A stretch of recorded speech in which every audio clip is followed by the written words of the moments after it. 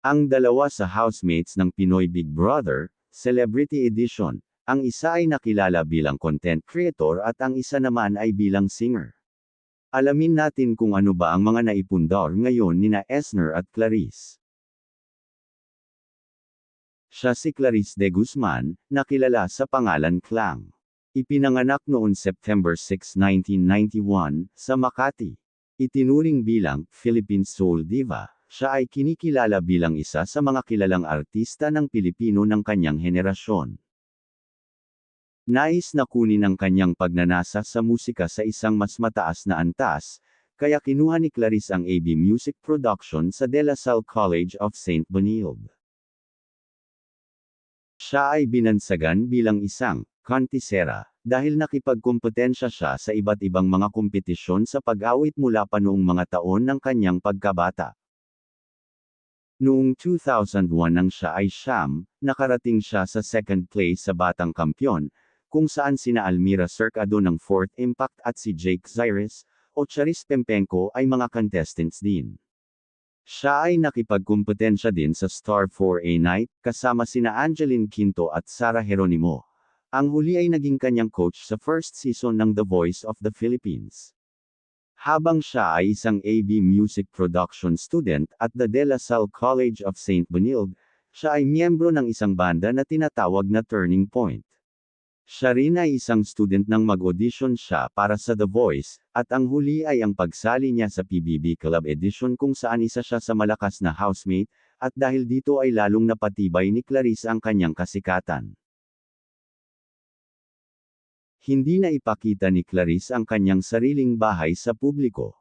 Pero naikwento pa niya sa mga housemates sa PBB na hindi pa niya nakukuha ang kanyang house and lot na napanalunan sa Your Face Sounds Familiar.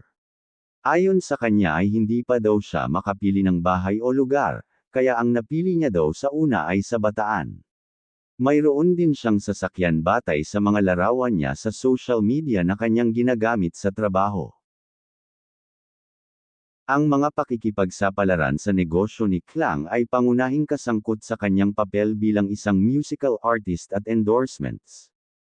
Nakipagtulungan siya sa iba't ibang mga tatak, kabilang ang paglabas ng isang bagong album sa ilalim ng Star Music at ang kanyang unang solo concert sa Smart Araneta Coliseum. Ang konsyerto ay naka-schedule para sa September 2025. Aktibo rin siyang nagre-record ng mga orihinal na kanta para sa paparating na album. Bilang karagdagan sa kanyang karera sa pag-awit, siya rin ay nag-ventured into acting, na may papel sa paparating na pelikula na Bar Boys, After School. Kilala rin siya sa kanyang pakikilahok sa We Love OPM at Bereaved Queens, na lalong nakakadagdag sa kanyang net worth ngayon. Ang kanyang tinatayang net worth ay humigit kumulang na $1 million, o 102 million pesos na ipon sa pamamagitan ng mga benta ng album, live na konsyerto, pagtatanghal sa telebisyon, at pag-endorso lalo na sa kanyang Instagram. Ngayon ay inaasahan na mas lalong lumaki ang kanyang net worth lalo na't ang kanyang pakikilahok sa Pinoy Big Brother, Celebrity Edition, ay karagdagang pinalakas ang kanyang katanyagan at potensyal para sa iba pang mga opportunities, at ang kanyang acting venture na lalong makakadagdag sa kanyang lumalaking net worth. Siya si Esner John Ranolo, na kilala bilang Esner. Ipinanganak noon December 15, 2001 sa Davao del Sur. Nag-aral siya ng Petroleum Engineering sa Palawan State University. Siya ay isang tanyag na personalidad sa social media sa TikTok at YouTube na kilala sa kanyang mga video na naglalarawan ng mga klasikong karanasan sa paaralan sa Pilipinas. Sinimulan ang kanyang paglalakbay bilang isang influencer sa panahon ng pandemya, nang mabihag niya ang mga madla sa kanyang mga video na lumipat mula sa mga setting ng silid-aralan hanggang sa mga nakakatuwang parody ng mga iconic na mga eksena sa pelikula ng sinehan.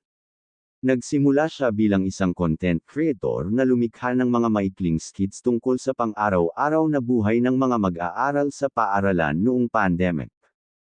Ang kanyang talento at pagkamalikhain ay mabilis na naging isang viral na TikTok sensation, na naglalagay ng daan para sa kanya upang maging isang social media powerhouse. Ang kanyang viral na katanyagan ay nagbago ng kanyang buhay. Sobrang laki ang naitulong sa buhay financial, career niya, binago yung buhay niya at binago pa yung buhay ng pamilya niya. Ang mga pakikipagsapalaran sa negosyo ni Eisner ay malamang nakasama ang pagiging content creators, acting, at posibleng iba pang mga pakikipagsapalaran na may kaugnayan sa kanyang katanyagan sa social media.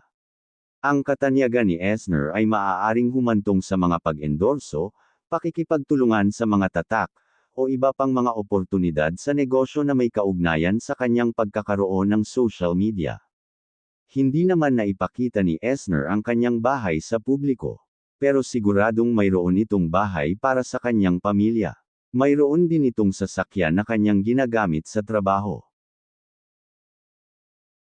Walang nakakaalam sa saktong net worth nito, ngunit ayon sa ibang website, ang kanyang buwanan kinikita sa pinagsamang social media platforms ng TikTok, Instagram at YouTube ay nasa pagitan ng $140,000, o 7.8 million pesos hanggang $215,000, o 12 million pesos.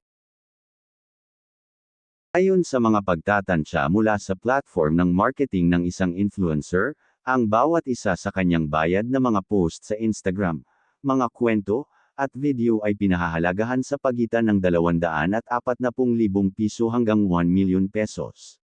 Batay sa kanyang mga kita bilang isang content creator sa TikTok, kasama ang kanyang tinansyang buwanang kita mula sa $55,366 hanggang $75,851.